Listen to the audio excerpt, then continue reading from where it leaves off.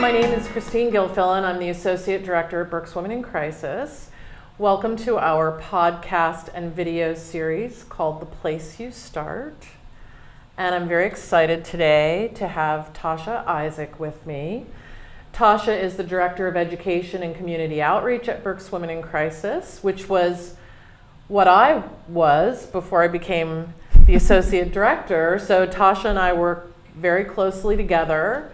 And I really wanted to highlight some of our prevention and education services. We've been mostly talking about our intervention services and shelter services and so forth. But I think one of the little known things about us in the community is the depth and the breadth of our education department and the programs that we do. So I'm really happy to have Tasha Thank you. with me today. And Tasha and I have been working together for nearly 10 Almost, yeah. years, which is great. And we met at Camp Peaceworks, which is a program that we did together. Yes. So I don't know if Camp Peaceworks was your entry to education and community outreach, Yes. not to the agency. No. But how did you become involved with BWIC Women in Crisis? I was finishing up grad school and putting out some feelers for different positions, and I was very specific about where they were going to be. And I was looking at working with children, and so there was a position open as a children's advocate at BWIC Women in Crisis. So I put in for, sent my resume and all that good stuff. And about 2 months later, I got a call for an interview, and I forgot all about it. So we went in for an interview, and Joan, who is just now retiring, who was the person who hired me at the time, had just said, you know what, I think you're it. We'll give you a call. And literally, like the day after an event, she called and said, yep, you got it. When can you start? And I literally was between two jobs, doing the training, 66-hour training. I think it was 63 hours then. No, it was 60 hours then. It keeps growing. Yes, and then, and I was actually doing my other job until that one ended. And so about a year as the children's advocate, I got an opportunity to work with the Peaceworks staff at Camp Peaceworks. Right, that's right. Eve, who had been coming to the Safe House and doing some groups, had invited me to be a part of the process. And I kind of fell in love with anti-oppression work, and I love change. So watching people go through a change process, it sold me. And it just so happens that somebody was leaving at the very time camp was ending, and I was able to apply for the position in the education department. And then here I am. All these years later. Here I am. So what happens at Camp Peaceworks? I don't know if the people listening understand, but what happens there that's transformative? It is described as a social justice camp, but for me, it's a way to bring awareness to young people and to watch them understand how the world around them works. So what we talk about are different oppressions that they may be experiencing and really don't even realize that they're experiencing some things. So we talk about 5 different oppressions. There's many, many more, but we talk about 5 different ones specifically because they're specific to these young people who are dealing with them at the moment, and then they can relate to others. So we talk about adultism, which is the neglect and the squashing of the voices of young people. We talk about racism, sexism, heterosexism, which is new for a lot of people because what they don't understand is that young people are feeling more empowered and they're disclosing and they're coming out even earlier. And so how are we as adults helping young people and empowering them to do so? So it's important for us to be able to help them to understand that there is an oppression out there.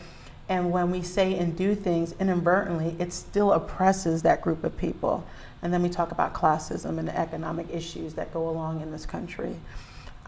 So we do that in 5 days. We actually have a 66-hour training where we try to get the same information in 6 hours. Doesn't always work that way, but we try to get that information in. And it's interesting to see the students, the campers, go from being strangers Monday morning to being family by Friday afternoon and not wanting to leave and wanting to do more. and trying to figure out how this all fits in their lives and making changes. Some young people are going back to their schools, starting their Gay Straight Alliance. They're becoming presidents of their student government. They're actively volunteering at BWIC. They come back to be facilitators at camp. So it's just amazing to see how this 1 week in the summer transforms these young people, and to hear parents talk about how their child has become this different person, and they feel more empowered, and they're speaking out more, and they're even calling their parents on things. So it's nice to know, it's nice to be able to see that, and it's nice to be able to watch them grow. Like you said, I've been with the agency for almost 10 years now, and so I've gotten to see the process happen for 9 of those 10 years, and to see young people come back as adults, it's mind-blowing, and to see how they're changed it's the most beautiful thing to see.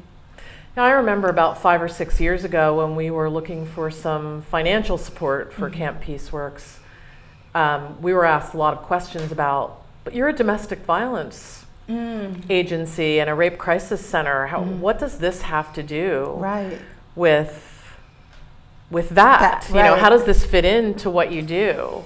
And we had to try to answer those questions. How would you answer that question? The same way you explained it to me. Looking at those different oppressions, they're the root causes of the violences that we see today. So the reason why the limitations that we have on people, so the reason why there's the issue of domestic violence and sexual assault is the way that we treat women, the sexism that we see, and what we allow to take place. And so if we're not talking about sexism, how can we then talk about ending domestic violence and sexual assault, which is our mission, which is our goal? If we're not talking about racism, how is it that we can go and help people of different cultures and ethnicities understand the intricacies of trying to get help? If we're not talking about adultism and hearing the voice of a young person, how are they supposed to get help when it's time to get help? How are they supposed to know that they have the right to be safe? So if we're not talking about those things, if we're not having those conversations, the problem then perpetuates and it just grows. So we need to be talking about the root causes of what is allowed to happen when we talk about domestic violence and sexual assault. I'm with you on that one. So what do you think, what's the most challenging thing about your job running the department with 5 people? I honestly say right now, in the moment, the most challenging thing is not having enough educators. It's a great problem to have, because now it just seems that schools are finding ways to get us in, whether it's after school programming, whether it's during a health class, they're at least looking for ways to be able to do that. And about 5 years ago, it was just kind of like, no, we have this time, we have to focus on our benchmarks, and we have to get our AYPs, and I totally get that. There's a lot of pressure and a lot of stress that educators and teachers are under. But now they're starting to open up to the idea of there's a way to make this happen, and trying to figure that out. At the same token, there are some schools that just don't see that there's a problem, or it's not happening in their area. And so it makes it difficult for us to even make the pitch to the school, to even get into the school, to say, hey, you know what, the reality is it happens everywhere. And your school is not exempt. It may not show up somewhere, but it's not exempt to the same issues that we're seeing all over the county. So right now, if I could write a grant to get more educators. More educators. More educators. That's great. We have a large education department. We do. We are blessed to have one of the bigger education departments in the Commonwealth. So in that, I'm being a little selfish, but I do recognize that we are truly blessed to have a prevention team who's able to go out and do what we do, because a lot of people aren't able to make the transition from intervention and awareness to preventing the behavior in the first place. And we're able to do that. It's taking a little time, but we're able to do that. So how do you think working at the agency has changed your life personally, changed you? I'm a lot more sensitive to a lot of things that I wasn't paying attention to. And it has made me a lot more open to the ideas of people being different and what it is I need to do, my own personal work that I need to do in order to help somebody else.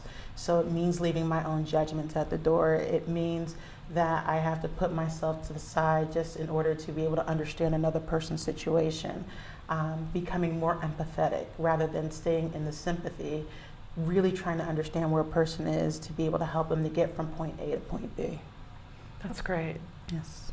Well, thank you so much Thank you. for the work that you do, and thank you for being on the program. Thank you very I really much. appreciate it. Thank you for tuning in to The Place You Start. We have guests stopping by each week. Check in again for more stories at BWICwomenincrisis.org. And be sure to like us on Facebook and follow us on YouTube, Instagram, and Twitter.